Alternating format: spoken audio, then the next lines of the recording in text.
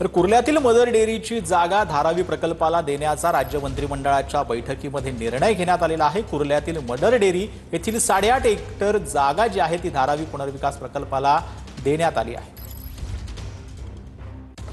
राज्य मंत्रिमंडळाची आज बैठक पार पडली आणि बैठकीमध्ये मोठा निर्णय झाला, तो म्हणजे कुर्ल्यातील मदर डेअरीची जागा जी आहे ते अदानी समूहाला देण्याची जी आहे त्या प्रस्तावामध्ये मांडणी केलेली आहे आणि या ठिकाणी आता अदानी समूहाला आता ही जागा देण्यात आली। आपण सध्या कुर्ला मदर डेअरीच्या याच जागे ठिकाणी आहोत आणि या ठिकाणी आता धारावी प्रकल्पाचा देखील आता मार्ग मोकळा झालेला आहे।